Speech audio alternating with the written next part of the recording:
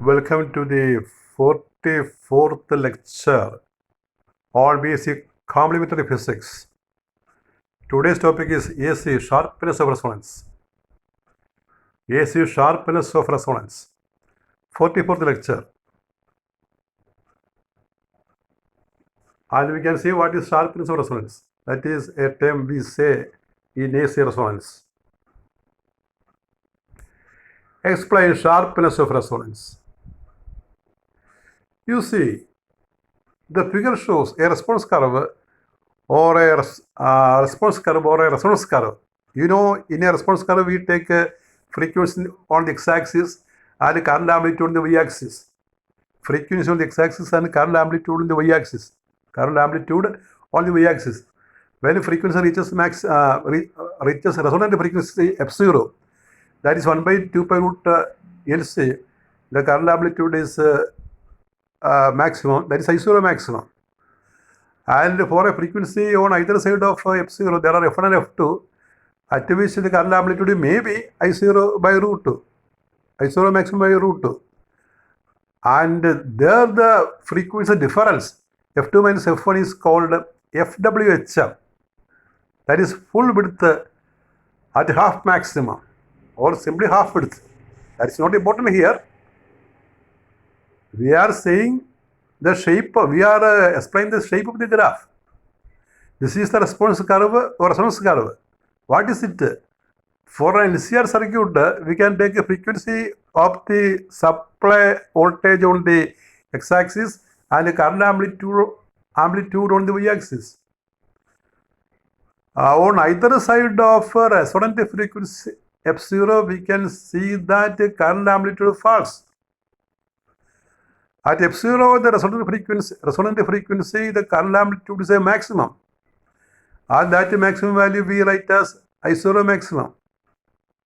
And there are two frequencies on either side of f0, that is f1 and f2, where the current amplitude is I0 maximum by root 2. That is also shown in the figure. f1 and f2 are two frequencies on either side of resonant frequency at which the current amplitude is I0 maximum by 2. And these two frequencies are called cutoff frequencies. And the separation f2 minus f1 is called half width or full width at half maximum, FWHM. And now we can see what is sharpness of resonance. നമുക്ക് sharpness of resonance എന്താണെന്ന് പറയാം. പക്ഷെ sharpness നമുക്കറിയാമല്ലേ, മൂർച്ച എന്നൊക്കെ പറയത്തില്ലേ, മൂർച്ച കൂടിയത് ഷാർപ്പാന്നൊക്കെ പറയും. ഇപ്പോൾ രണ്ട് പീക്ക്, രണ്ട് കുന്നുകൾ നമ്മൾ എടുക്കുകയാണെങ്കിൽ ഈ കൂർത്തിരിക്കുന്നതാണ് ഷാർപ്പായിട്ട് പറയുന്നത്. പരന്നിരിക്കുന്ന ഒരു കുന്നാണെങ്കിൽ, മോർഭാഗം പരന്നാണെങ്കിൽ ഫ്ലാറ്റ് എന്ന് പറയും. അപ്പോൾ അതാണ് അർത്ഥം. ഈ കർവ് നമുക്ക് വളരെ സൂചി പോലെ വേണ്ടി വരയ്ക്കാം, അല്ലെങ്കിൽ പരത്തി വരയ്ക്കാം. ഈ ഷാർപ്പായിട്ട് വരയ്ക്കുമ്പോൾ ആ കർവിന് ഷാർപ്പ്നെസ് ഉള്ളതെന്ന് പറയും, റെസൊണൻസ് കർവിന് ഷാർപ്പ്നെസ് ഉള്ളതെന്ന് പറയും. അതാണ് പറയുന്നത്. On either side of the resonant frequency f0, the current decreases with the frequency. The rate of fall of current amplitude from its maximum value at resonant frequency on either side of the resonant frequency is a measure of sharpness of resonance. നിങ്ങൾക്കത് വായിക്കാൻ പറ്റുമോ നോക്ക്. ഞാൻ ഒന്നൊരു വായിച്ച് കേൾപ്പിക്കാം. Spelling correct ചെയ്ത് നോക്കണേ. On either side of the resonant frequency f0, the current decreases with the frequency. Resonant ഫ്രീക്വൻസിയുടെ ഇരുവശവും ഫ്രീക്വൻസിക്ക് അനുസരിച്ച് കറണ്ട് കുറയുന്നത് കാണാം. The rate of fall of current amplitude from its maximum value at resonant frequency on either side of the resonant frequency is a measure of sharpness of resonance. അപ്പോൾ resonant ഫ്രീക്വൻസിയിൽ നിന്ന് രണ്ട് വശത്തേക്കും ആ കറണ്ട് ആംപ്ലിറ്റ്യൂഡ് താഴുന്നതിൻ്റെ നിരക്ക്, അതാണ് sharpness of റെസൊണൻസിൻ്റെ അളവ്. ഇത് എങ്ങനെ ഡിഫൈൻ ചെയ്ത് നോക്കൂ.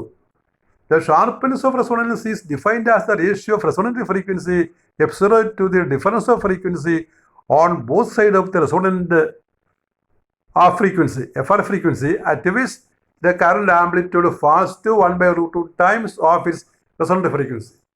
അപ്പോൾ ഷാർപ്പൻസ് ഡിഫൈൻ ചെയ്യുന്നത് F0യെ ആ പടത്തിൽ കാണിച്ചിരിക്കുന്ന F2 - F1 അതുകൊണ്ട് ഡിവൈഡ് ചെയ്യുന്നതാണ്.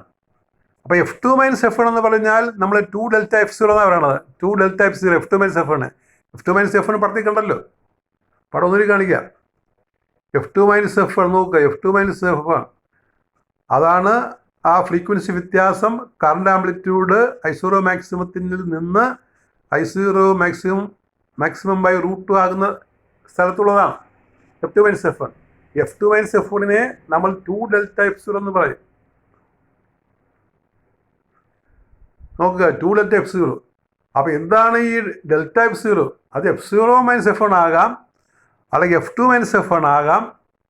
രണ്ട് ഒരു പ്രാവശ്യം കൂട്ടുമ്പോൾ delta F0 F0 - F1 or delta F0 is equal to F2 - F0. രണ്ടും കൂട്ടുമ്പോൾ 2 delta F0. 2 delta F0 is equal to F2 - F1 അങ്ങനെ വരും.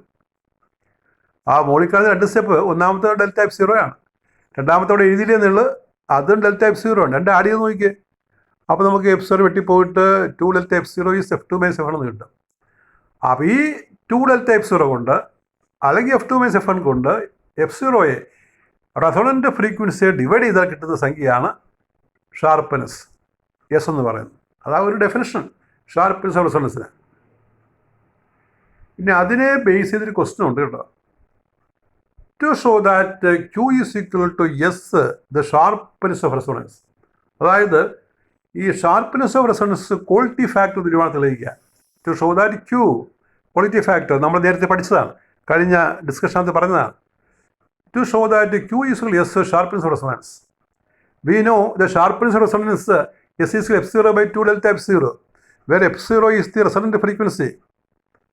That is, multiply numerator and denominator by 2 pi. S is equal to 2 pi F0 by 2 pi into 2 delta F0. 2 pi F0 is omega 0. You know omega is 2 pi F. Therefore, omega 0 is 2 pi F0. Similarly, 2 we take in front and 2 pi delta F0, that is delta omega 0. We can write like this. It can be proved that there is a calculation, and that calculation is not here, not given here. We just assume there is a calculation to prove that 2 delta F0 is R by L. 2 delta F0 R by L എന്ന് വിളിക്കുന്ന ഒരു calculation ഉണ്ട്. അതിൽ 1 page calculation വരും, അത് നമുക്ക് ആവശ്യമില്ല. Therefore, S is equal to omega 0 by 2 delta F0, that is R by L. That is L omega 0 by R. That you know, L omega 0 by R is Q factor. So, S is equal to Q. That is the meaning. The sharpness of resonance is equal to quality factor. You know, quality factor is defined in different ways. One is L omega by R, L omega 0 by R, or other is 1 by C omega 0R, or it is VL by VR, or it is VC by VR at resonance. You know it. So here we get S is equal to L omega 0 by R, which is Q, the quality factor. This is the question. What is Q factor? Show that it is equal to the sharpness of resonance. Now we see some problems. An electric bulb is marked 40 volt 10 watt. Find the value of the capacity to run the lamp at an AC of 220 volt 50 CPS. അപ്പോൾ നമ്മൾ നേരത്തെ എല്ലാ സർക്യൂട്ടും പറഞ്ഞിരുന്നു. എല്ലാ സർക്യൂട്ടിൽ ഒരു bulb കത്തിക്കാൻ എത്ര എല്ല് വേണം. അതുപോലെ ഈ എല്ലിന് പകരം ഈ CR സർക്യൂട്ട് ഉപയോഗിക്കാം. ഒരു CR സർക്യൂട്ടിൽ ബൾബ് കത്തിക്കാനായിട്ട് ഒരു കപ്പാസിറ്റി കൊടുത്താലും മതി എല്ലിന് പകരം. ഈ പ്രോബ്ലം ഒന്ന് വായിച്ചു നോക്കിയാൽ 40 വോൾട്ട് ലാമ്പാണ്, അതിൽ കൊടുക്കുന്നത് 220 വോൾട്ട് മെയിനാണ്. അപ്പോൾ സാധാരണ കേസിൽ ഈ 220 വോൾട്ട് മെയിനിലേക്ക് 40 വോൾട്ട് ലാമ്പ് പിടിപ്പിച്ചാൽ അത് ഫ്യൂസായി പോകും. അപ്പോൾ അതിന് നമ്മൾ നേരത്തെ പറഞ്ഞത് ചോക്കിട്ട് കൊടുത്താമെന്നാണ് പറഞ്ഞത്. അത്തരം ചോക്ക് കണ്ടുപിടിക്കുന്ന പ്രോബ്ലം നമ്മൾ ചെയ്തതാണ്. ഇവിടെ ഇപ്പോൾ പറയുന്നത് കപ്പാസിറ്റി ഇട്ട് കൊടുത്താലും മതി. ഉയർന്ന വോൾട്ടേജിലുള്ള മെയിനിലേക്ക് താഴ്ന്ന വോൾട്ടേജുള്ള ബൾബ് പിടിപ്പിക്കുമ്പോൾ നേരിട്ട് പിടിപ്പിക്കാൻ പാടില്ല, ഒരു കപ്പാസിറ്റി ഇട്ട് പിടിപ്പിക്കാം. എത്ര കപ്പാസിറ്റി വേണം എന്നുള്ളതാണ് ചോദ്യം. അപ്പോൾ V is 40 വോൾട്ട് ബൾബിൻ്റെ കാര്യമാണ്. V is 40 volt, P is 10 watt power. Therefore, I is equal to P by V. I is equal to power is, power is VI. Therefore, I is P by V. That is 10 by 40, 1 by 4, 0.25 ampere. And this is the RMS current. RMS current കിട്ടിയാൽ നമുക്ക് ബൾബിൻ്റെ resistance കണ്ടുപിടിക്കുക. Resistance of the bulb R is V by I, 40 by 0.25. That is 160 ohm. ബൾബിൻ്റെ resistance 160 ohm ആണ്. Therefore, it is CR circuit. CRൻ്റെ impedance എന്താ പഠിച്ചിരിക്കുന്നത്? Z is R square plus 1 by C square omega square is to 1 by 2 അങ്ങനെ പഠിച്ചിരിക്കുന്നത്. For a CR circuit, R square is Z is equal to R square plus 1 by C square omega square.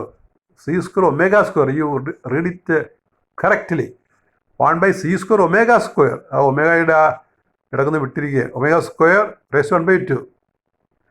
Therefore, Z is E bar by I bar or I. That is 220 by, that is the AC voltage. 220 by 0.25 equal to 880 ohm. അപ്പോൾ ബൾബിൻ്റെ ആറ് നമുക്ക് കിട്ടിയിരുന്നു 160 ohm. ബൾബിൻ്റെ Z നമുക്ക് കിട്ടി, അല്ലെങ്കിൽ സർക്യൂട്ടിൻ്റെ Z നമുക്ക് കിട്ടി 880 ohm. അപ്പോൾ കപ്പാസിറ്റി ആണല്ലോ. അത് സ്ക്വയർ ചെയ്യുമ്പോൾ ഈ square is R square plus 1 by C square omega square.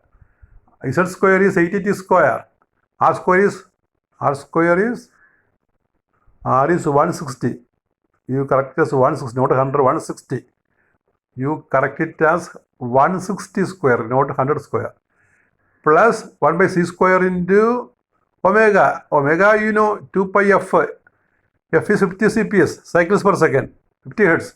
So, omega is 2 pi F is 340 square. So, that step I shall read it again. 880 square is equal to 160 square plus 1 by C square into 314 square. That you simplify, we get 1 by C into 314. That is 160 square is taken to left, simplify. And take a root, we get 1 by C into 314 is 865.33. So C is equal to 3.68 into 10 raised to minus farad. This much capacitance is required to run the lamp. Next problem. These type of problems we have seen. It is a repetition problem. You can easily do it. A series LCA circuit contains a coil of L is equal to 2.25 Henry. A capacitor having C is equal to 50 by pi mu of, and a resistor with R is equal to 50 ohm. Calculate 1, impedance 2, phase difference between current and voltage, frequency is 50 CPS.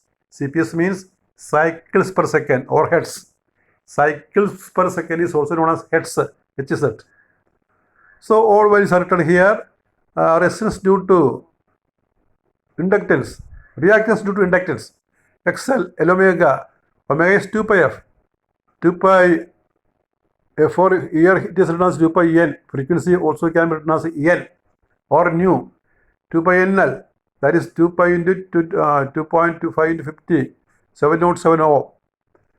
Our resistance due to capacitance XC, 1 by C omega, that is 10 raised to 6, that is 50 by pi microfarad. When we convert, that is 10 raised to minus 6. It will go to numerator, so 10 raised to plus 6 by 50 by pi into 2 pi into 50, the answer is 200 ohm. The circuit is LCR, therefore Z is root of R square plus XL minus XC whole square. Root of 50 square plus 707 minus 200 the whole square. On simplification, we get a 509.5 ohm. And phase difference, phi is tan inverse. L omega minus 1 by C omega by R or XL minus XC by R equal to 707 minus 200 by 50. Tan inverse 10.1. Phi is equal to 84.35 degree. This is a positive value, so there is phase lag for current in the given circuit.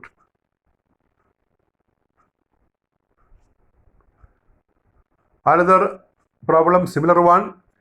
A circuit has R is 10 ohm, L is 0.05 Henry and C is equal to 20 mF. An alternating potential difference of 100 volt RMS is applied across it. Calculate A resonant frequency, B current at resonance, C Q value of the circuit. Its resonant frequency N is N or F or nu. N is 1 by 2 pi root LC, 1 by 2 pi into root of 0.05. That is L into 20 into 10 raised to minus 6, 20 MF, equal to 159. Impedance Z is equal to root of R square plus L omega minus 1 by C omega square. At resonance, L omega minus 1 by C omega is 0. Therefore, Z is equal to R at resonance. At resonance. So, the resonant frequency we have determined. The first question is calculate resonant frequency. Resonant frequency is not written here. It is done 159. Then at resonance impedance is 0. Now current at resonance, that is ERMS by R. At resonance Z is equal to R. So current is ERMS by Z, that is ERMS by R. 100 by 10 ampere. Q value of the circuit. Q value we can find as L omega 0 by R or L omega resonance by R. It is written here as omega R. Omega R we can also write as omega 0 equal to L into 2 pi F by R, 0.05 into 2 pi into F 159 frequency by 10, 4.997. That is the answer. Another short answer. This is actually a +2 question. Advantages of AC in long distance transmission. ഈ നമുക്ക് current power ദൂരെ അയക്കുന്ന A സിയിൽ അയക്കുന്നതാണ് advantage D C യേക്കാൾ. അതിൻ്റെ കാരണം എന്താ? When electrical energy is to be transmitted over a long distance, the following disadvantages may be experienced. ദൂരത്തേക്ക് നമ്മൾ പവർ അയക്കുമ്പോൾ ഈ പ്രധാന പ്രശ്നങ്ങൾ ഇതൊക്കെയാണ്. A line wire being long has an appreciable resistance. A large amount of energy is dissipated in the wire in the form of heat. അപ്പോൾ ദൂരത്തേക്ക് അയക്കുമ്പോൾ ഈ നീളം കൂടിയ വയർ വേണം. വയർ കറണ്ട് പാസ് ചെയ്ത് ചൂടാൻ സാധ്യതയുണ്ട്. രണ്ടാമത്തെ, there is a large fall potential along the line wire so that the voltage at the receiving station is much below the voltage at the generating station. ഇപ്പോൾ long വയറിലൂടെ നമ്മൾ power അയക്കുമ്പോൾ ഈ കിട്ടുന്ന സ്ഥലത്ത് വോൾട്ടേജ് വളരെ കുറഞ്ഞു പോകും, കറണ്ട് വളരെ കുറഞ്ഞു പോകും. കാരണം ഈ നഷ്ടം മൂലം, വയറിനകത്തുകൂടി സഞ്ചരിക്കുമ്പോൾ നഷ്ടം മൂലം. Number 3, in order to keep the resistance low and to carry large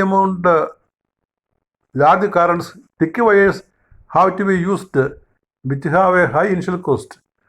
അപ്പോൾ ഈ കറണ്ട് നമ്മൾ ദൂരത്തേക്ക് അയക്കുമ്പോൾ ലോങ് വയർ വേണം, റെസിസ്റ്റൻസ് കുറയ്ക്കാൻ വണ്ണം കൂടി വയർ വേണം. അപ്പോൾ ഈ വയർ മെറ്റീരിയൽ വാങ്ങിക്കാനായിട്ട് ഒരുപാട് കാശ് ചിലവാകും, പണം ചിലവാകും, ഹൈ കോസ്റ്റ് ഉണ്ട്. തിക്ക് wires being heavy require stronger post. ഈ തിക്ക് വയർ ക്യാരി ചെയ്യാനായിട്ട് പോസ്റ്റുകൾ വേണം. അപ്പോൾ ഇതൊക്കെ നമ്മൾ പവർ ദൂരത്തേക്ക് അയക്കുമ്പോൾ പ്രയാസങ്ങളാണ്. എ സി ഉപയോഗിക്കുമ്പോൾ, ഡി സിക്ക് പോലെ എ സി ഉപയോഗിക്കുമ്പോൾ ഈ പ്രയാസങ്ങളൊക്കെ ഒരു പരിധി കുറക്കാം. In AC transmission, the use of transformer removes all these disadvantages. അപ്പോൾ നമ്മൾ ഈ എ സി അയക്കുമ്പോൾ ട്രാൻസ്ഫോർമർ ഉപയോഗിക്കുന്നത്, ട്രാൻസ്ഫോർമർ ഉപയോഗിച്ച് ഹൈ വോൾട്ടേജ് ആക്കാം. ഹൈ വോൾട്ടേജ് ആക്കി കഴിഞ്ഞാൽ ആ മുകളിൽ പറയുന്ന എല്ലാ പ്രയാസങ്ങളും മാറും. കാരണം ഹൈ വോൾട്ടേജ് ആക്കുമ്പോൾ കറണ്ട് കുറയും. കറണ്ട് കുറയുമ്പോൾ ഹൈ കറണ്ട് സഞ്ചരിച്ചുണ്ടാകുന്ന പ്രയാസങ്ങളെല്ലാം മാറ്റാൻ സാധിക്കും.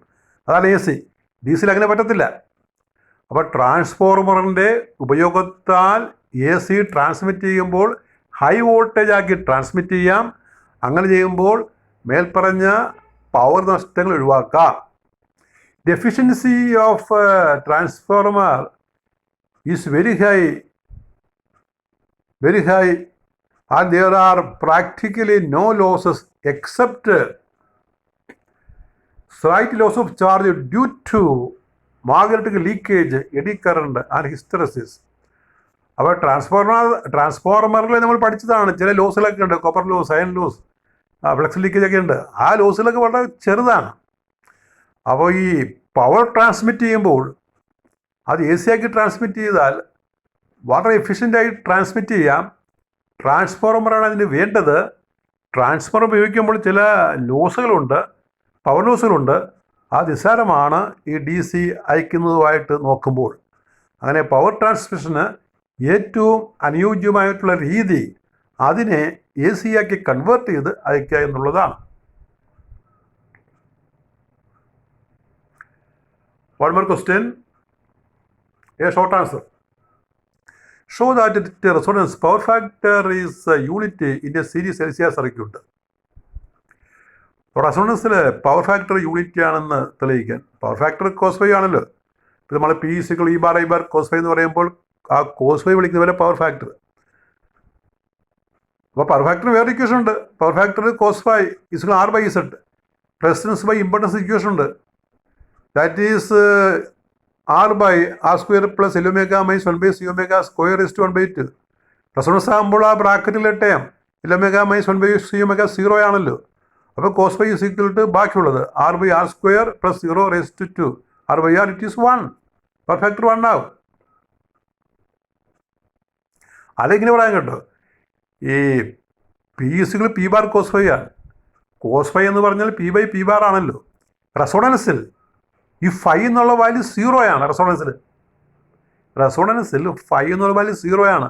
കാരണം ഈ കറണ്ടും വോൾട്ടേജും തമ്മിൽ ഫേസ് ഡിഫറൻസ് ഇല്ല റെസൊണൻസിൽ. ഫൈ 0 ആണെങ്കിൽ കോസ് ഫൈ എന്തായിരിക്കും? Power factor cos phi is equal cos 0 is 1. അങ്ങനെയും പറയാം. ഇവിടെ പറഞ്ഞത് പവർ ഫാക്ടറിന് കോസ് ഫൈക്ക് ആർ ബൈ ഇസഡ് എന്നൊരു ഇക്വേഷൻ ഉണ്ട്. നമ്മൾ ഇമ്പോഴൻസ് എഴുതുമ്പോൾ ആ റെസൊണൻസിലെ കണ്ടീഷൻ കൊടുക്കുമ്പോൾ ആ എൽ ഒമേഗ മൈനസ് 1/c⍵² 0 ആയിട്ട് മാറും. അപ്പോൾ കോസ് ഫൈ നമുക്ക് ആർ ബൈ ആർ എന്ന് വരും. അതുകൊണ്ട് 1 കോസ് ഫൈയെ വിളിക്കുന്ന പേരാണ് പവർ ഫാക്ടർ.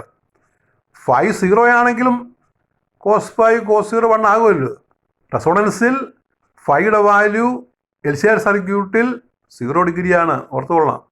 ഏതെങ്കിലും ഒരു തരത്തിൽ പഠിച്ചാൽ മതി, ഇങ്ങനെ പഠിക്കുക.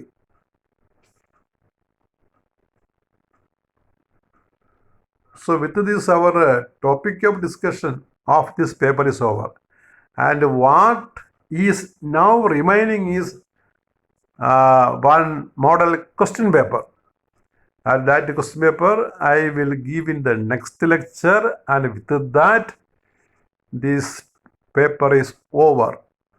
Thank you very much. നമുക്ക് ഇനി ഒരു ഇപ്പോൾ ഇനി ഡിസ്കസ് ചെയ്യാനൊന്നുമില്ല. മിക്കവാറും എല്ലാ പ്രോബ്ലമൊക്കെ ചെയ്തിട്ടുണ്ട്. സംശയം ഉണ്ടെങ്കിൽ, ഏതെങ്കിലും സംശയം ഉണ്ടെങ്കിൽ ചോദിച്ചാൽ മതി. പക്ഷെ ഇത് തന്നെ നമ്മൾ ഈ തന്നിരിക്കുന്ന എല്ലാം പഠിക്കുകയാണെങ്കിൽ നിങ്ങൾക്ക് പേപ്പർ ശരിക്കും എഴുതാൻ പറ്റും. ആ ഡൗട്ട് ഉണ്ടെങ്കിൽ ഇതിൻ്റെ കൂടെ ഇടയ്ക്കിടയ്ക്ക് ചോദിച്ചാൽ മതി.